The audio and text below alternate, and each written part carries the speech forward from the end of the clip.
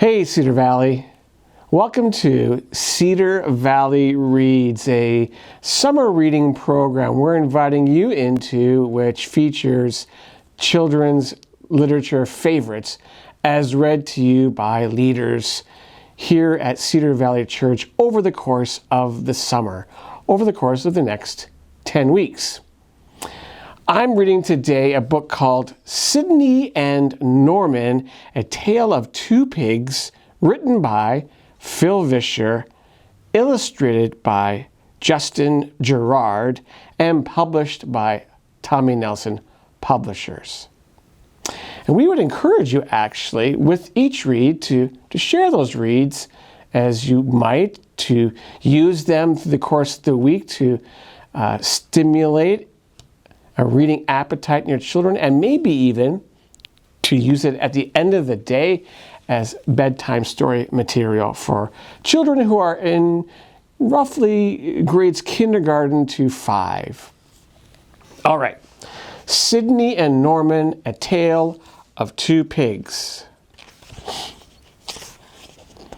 On a quiet street in a quiet town lived two pigs. They didn't oink or eat slop. No, this isn't that kind of story. They wore suit coats and went to work. And even though they lived right next door to each other, they didn't know each other's names. And there's a picture of those two neighbors. The pig on the right was Norman.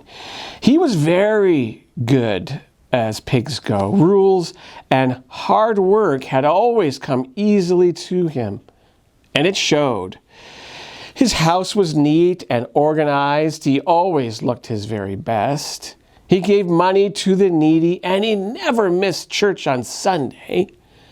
Norman's teachers liked him when he was young, and his boss at work liked him now that he was all grown up. He was pretty sure God liked him, too. After all, he was a very good pig. Norman figured that everyone could be as good as he was if they just try a little harder. He wondered why they didn't.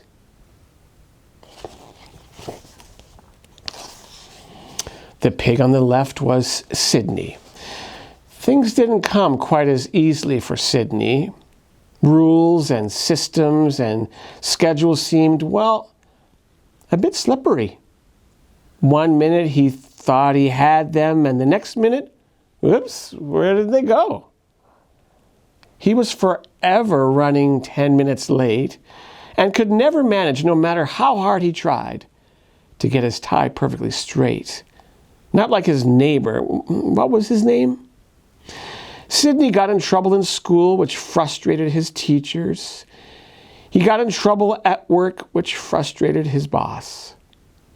He knew God was watching and figured he was pretty frustrated too. But most of all, Sidney frustrated Sidney. Why was everything so hard? Why couldn't he be more like, what was his name? Sidney felt broken, and some days that made it hard to get up in the morning. Some days, in fact, Sidney couldn't get up at all, and you'll see that down below there, right here.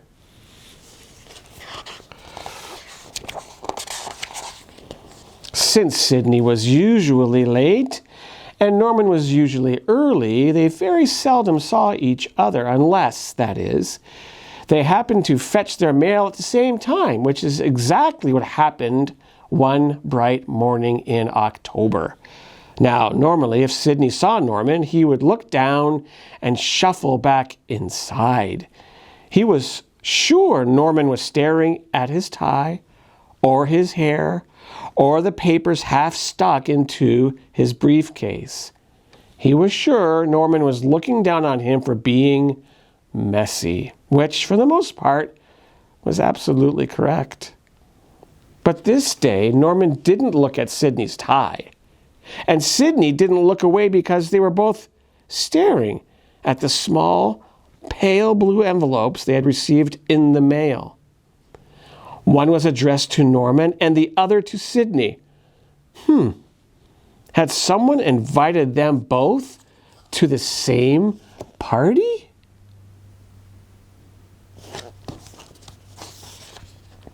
Eager to unravel the mystery, the two pigs opened the envelopes.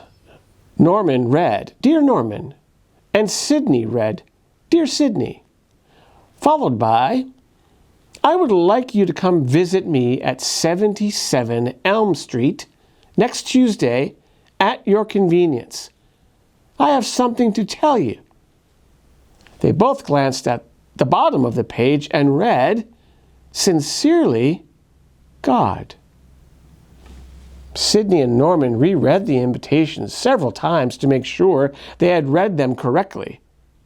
God wanted to talk to them? On Tuesday?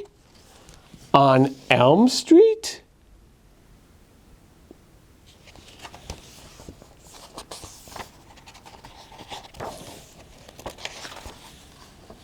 Sidney panicked.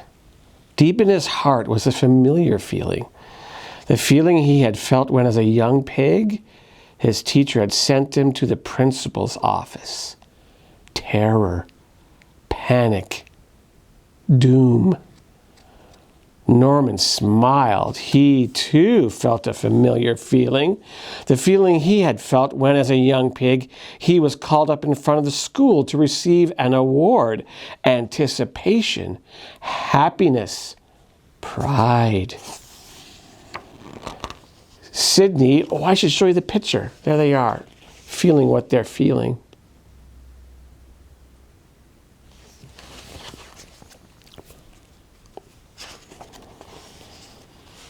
Sidney taped the invitation to the inside of his front door so he wouldn't lose it. Norman entered the date neatly in his date book. Both pigs had trouble sleeping that night for very different reasons.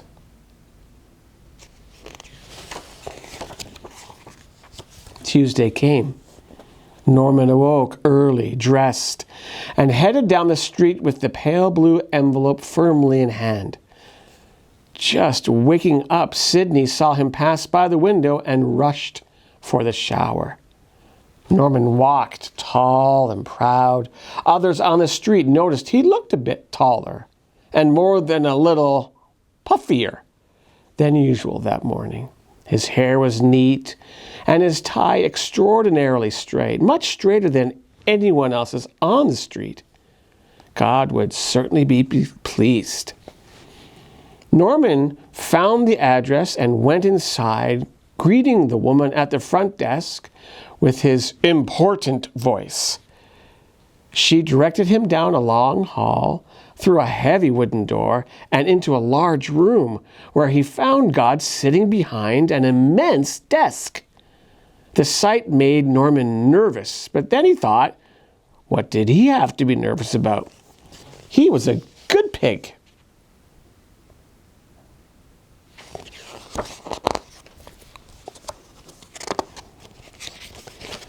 God walked around the desk and smiled at the puffed-up pig. "I'm glad you could make it," he said warmly. "I have a few things to tell you. First of all," God began, "I love you." Norman smiled, though he wasn't surprised. "Secondly, your goodness is not the reason I love you." Norman startled a little. What a curious thing for God to say. "Thirdly," God continued, "you're not as good as you have led yourself to believe. You're prideful. You're selfish. You look down on others simply because things don't come as easily for them." God looked a little sad now. "I love them just as much as I love you. Don't look down on those I love." Then God smiled and returned to his desk. "That is what I needed to tell you." Norman swallowed hard. That was the award? That was the commendation? Confused, he turned and ran down the hall, past the front desk, and back out onto the street. His head was spinning. He felt dizzy. Was God finding fault with him? He was a good pig.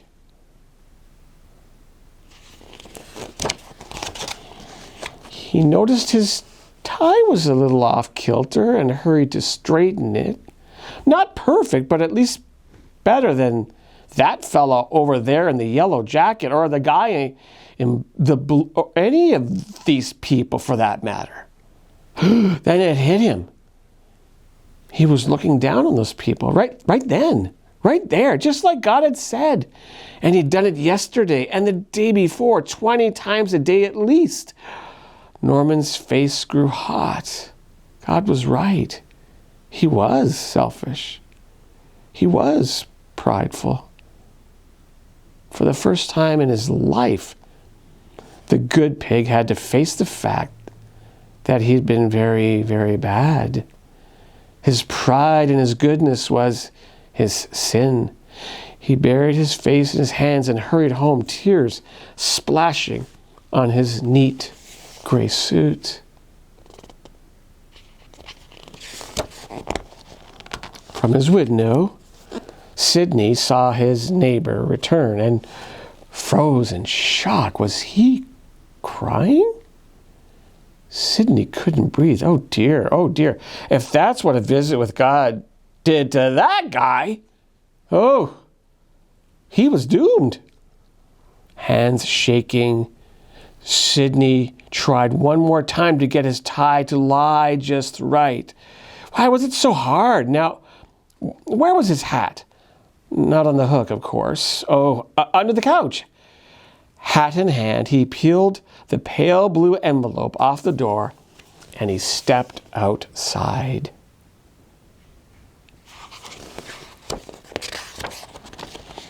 A bird was singing that morning, but Sidney didn't hear it. The sun was shining brightly, but Sidney didn't see it. Doomed, he thought. Doomed. Sidney trudged down the sidewalk and suddenly was back in school. A little pig headed down the long hall toward the principal's office, hands sweating, heart racing. Doomed.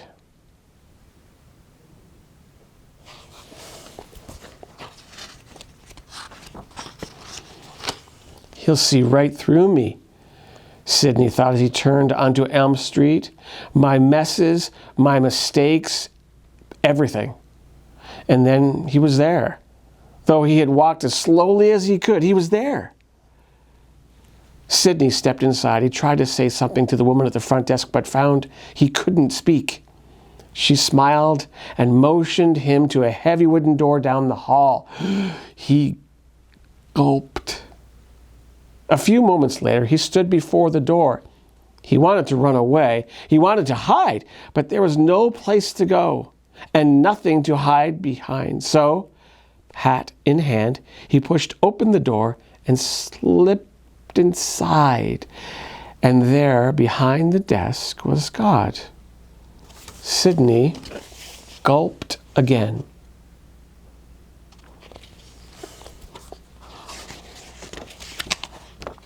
I'm glad you could come, God said, smiling. Sidney tried to respond, but couldn't make a noise. I want to tell you something, God continued as he came around the desk. Sidney glanced around nervously, maybe if he apologized. First of all, God began, I love you. Sidney startled, surprised. Secondly, God continued in a quieter voice, I love you. Sidney was gripping his hat a little less tightly now. And thirdly, God paused, very close to Sidney. I love you. The look in God's eyes warmed Sidney right down to his toes. That is what I wanted to tell you, God said as he stepped back toward his desk, still smiling.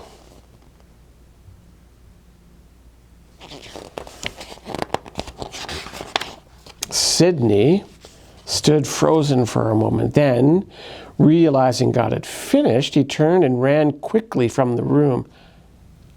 I don't understand, he said aloud when he reached the street. Didn't he see me? Didn't he see who I am? It didn't make sense. Then it occurred to Sidney, did it? I fooled him. Sidney looked at the others on the street, smiling. Yes, that must be it. I looked good when it was most important, and he bought it. Just then, Sidney caught his reflection in a store window. His hair was rumpled, his tie off kilter as usual, sported a large toothpaste stain. His smile vanished. That couldn't be it. He couldn't have fooled anybody, not looking like that.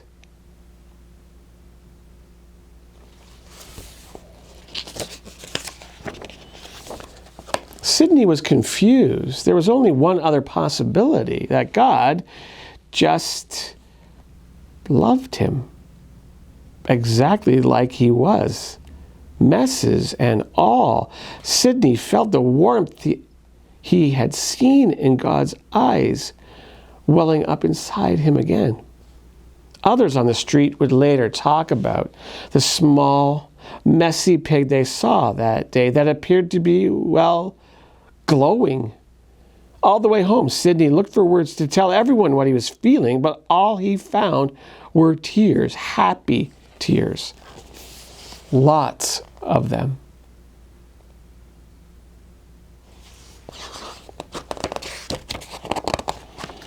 The next day, two pigs emerged from their homes on a bright, crisp October morning and looked at each other. The pig on the left, named Sidney, who seemed a bit taller than before, looked at his neighbor's neat, straight tie and clean clothes and smiled. The pig on the right, named Norman, who seemed ever so less puffy, looked at his neighbor's crooked tie and rumpled hair and smiled. It was a real smile, too. The kind that comes from deep inside. The kind he hadn't smiled in a long time. Sidney and Norman became good friends. There were still mornings now and then when Norman would wake up feeling a little puffy, but all he had to do was remember what he had learned at 77 Elm Street. Then the puffiness would quickly vanish and his real smile would return.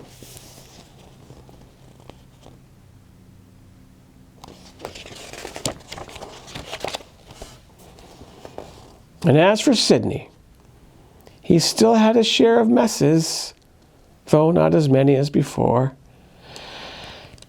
And there were still a few days when he wasn't quite sure he could get up in the morning, but if you stood outside his window on one of those days, this is what you'd hear. First of all, he loves me. Secondly, he loves me. And thirdly, he loves me.